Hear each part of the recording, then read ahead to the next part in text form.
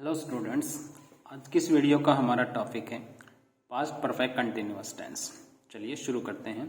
इन वाक्यों की पहचान क्या होगी कि टेंस तो पास्ट होगा, क्रिया कंटिन्यूअस होगी, लेकिन परफेक्टनेस होगी, वाक्य में परिपूर्णता का बोध होगा, यानी कि क्रिया के बारे में कुछ चीज़ें स्पष्ट होंगी। तो इन वाक्यों से पास्ट टेंस में, जैसे कि प्रेजेंट परफेक्ट कंटिन्यूअस में हमने पढ़ा, किसी निश्चित समय से या किसी अनिश्चित समय से क्रिया के लगातार होने का बोध होगा। इन वाक्यों के अंत में रहा था, रही थी, रहे थे, इस तरह के शब्द होंगे और साथ में समय भी दिया होगा। एक खास बात ये रखेंगे कि इनमें सिंस और फॉर का प्रयोग जिस प्रकार हमने प्रेजेंट परफेक्ट कंटिन्यूअस टेंस में किया था, इन वाक्यों में भी उसी प्रकार करेंगे। और जो हमारा पास्ट कंटिन्यूअस टेंस होता है उसमें और पास्ट परफेक्ट कंटिन्यूअस टेंस में बहुत थोड़ा सा अंतर होता है, केवल समय का, टाइम फ्रेज का। उस चीज को ध्यान रखेंगे, दोनों वाक्यों में हम कंफ्यूज नहीं होंगे। आइए इनको ट्रांसलेट करने के नियम समझ लेते हैं। सबसे पहले सिंपल सेंटेंस कैसे बनाएंगे। पास्ट टेंस में हम सभी सब्जेक्ट के साथ में हैड बीन का प्रयोग करेंगे। हैड बीन के बाद में हम वर्ब की आईएनजी फॉर्म का प्रयोग करते हुए उस वर्ब का जो ऑब्जेक्ट है उसे प्रयोग करेंगे, और जो वाक्य में टाइम फ्रेज दिया है उसके अकॉर्डिंग सिंस या फॉर का प्रयोग करेंगे, और बाद में जो भी टाइम फ्रेज है वो जो निश्चित या अनिश्चित समय जो भी दिया है उसको लिखेंगे। कुछ उदाहरणों के माध्यम से समझ लेते हैं। सरला 4 घंटे से गीत गा रही थी। Sarla had been singing a song for 4 hours। अब घंटे जो हैं वो अनिश्चित समय है। अगर यहीं पर 4 बजे का समय दिया होता तो हम सिंस का प्रयोग करते। अगला एक उदाहरण ले लेते हैं। वे सुबह से मैदान में क्रिकेट खेल रहे थे।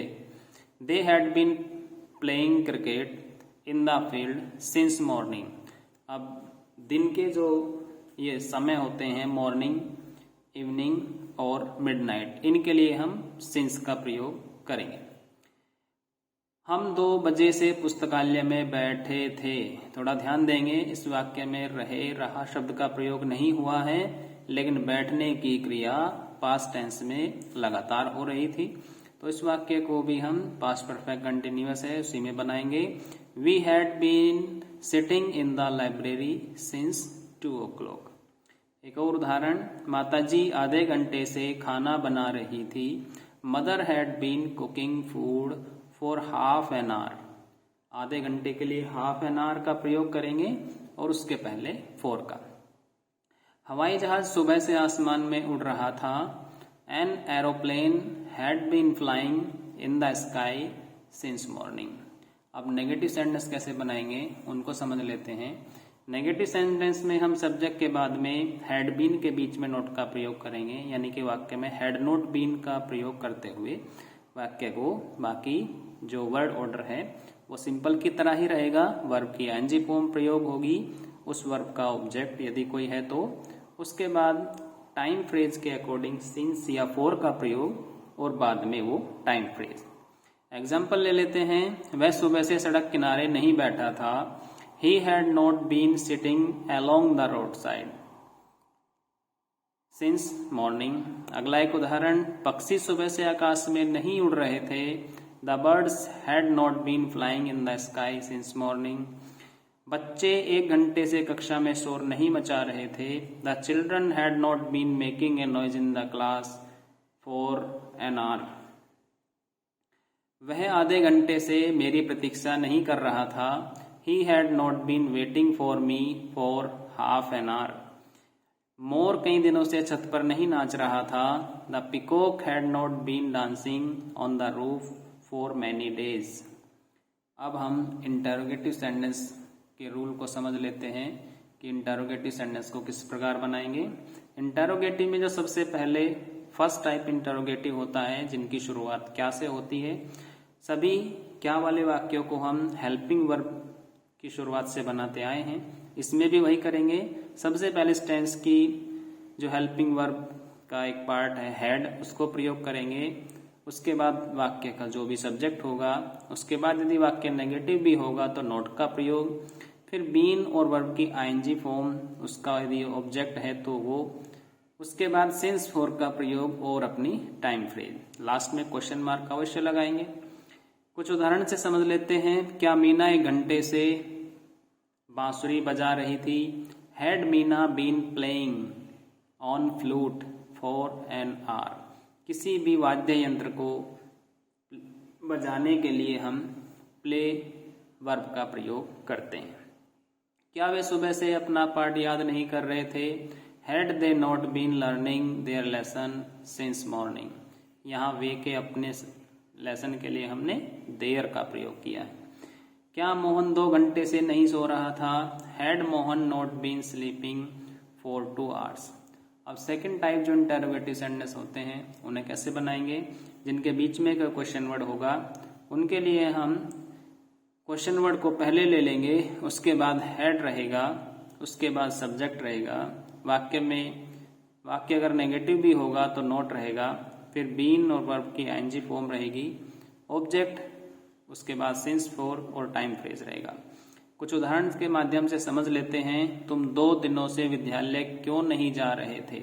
अब बीच में क्यों क्वेश्चन वर्ड आ गया है तो वाक्य के शुरुआत में ही वाई का प्रयोग करते हुए वाक्य को बनाएंगे। Why had you not been going to school for 2 days। वह सुबह से गीत क्यों गा रही थी? वाई हैड क्यों नहीं गा रही थी, sorry, why had she not been singing a song since morning. Driver 2 घंटे से कार क्यों नहीं चला रहा था? Why had the driver not been driving the car for 2 hours। घोड़ा आधे घंटे से क्यों नहीं दौड़ रहा था? Why had the horse not been running for half an hour. चपरासी सुबह से घंटी क्यों नहीं बजा रहा था? Why had the peon not been ringing the bell since morning. अब सी टाइप जो इंटरोगेटिव सेंटेंस होते हैं जिसको हमने कैटेगराइज किया है, यानी कि हम इंटरोगेटिव को 3 तरह का मानकर चलते हैं। हालांकि इंटरोगेटिव हम जिन बुक्स में पढ़ते हैं उनमें 2 ही प्रकार के होते हैं, लेकिन हम इसको अलग प्रकार से इसलिए कैटेगराइज किए हुए हैं ताकि इस तरह के इंटरोगेटिव बनाने में कोई गलती ना हो। तो इन वाक्यों में क्या होता है कि जो हमारा क्वेश्चन वर्ड है वही सब्जेक्ट का कार्य करता है।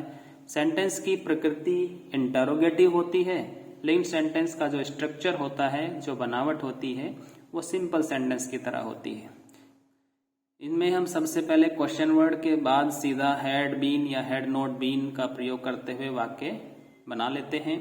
कुछ उदाहरण के माध्यम से समझते हैं। सोहन को 1 घंटे से कौन पीट रहा था? Who had been beating Sohan for an hour. यहाँ पर ये हु जो है ये सब्जेक्ट की तरह प्रयोग हुआ है, क्योंकि ये जो बीट वाली क्रिया है इसको करने वाला जो करता है वो ये हु ही है। इसलिए सेंटेंस इंटरोगेटिव है, लेकिन सबसे पहले कर्ता, हेल्पिंग वर्ब और मेन वर्ब का जो रूल है वो सिंपल सेंटेंस का होता है। उस तरीके से ये वाक्य बनेंगे। तुम्हें 2 वर्षों से गणित कौन पढ़ा रहा था?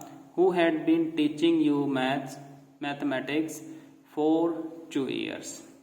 मैदान में 1 घंटे से कितने बच्चे खेल रहे थे? How many children had been playing in the field for an hour. एक और उदाहरण ले लेते हैं। यहाँ आधे घंटे से क्या हो रहा था? What had been happening here for half an hour। इस प्रकार हमने इस टेंस को डिफाइन किया है। आपको कैसा लगा हमें कमेंट करके जरूर बताएं, और यदि हमारा वीडियो आपको अच्छा लगा तो इसे लाइक जरूर करें, हमारे चैनल को सब्सक्राइब करें और अपने दोस्तों के साथ भी शेयर करें। Thanks for watching this video.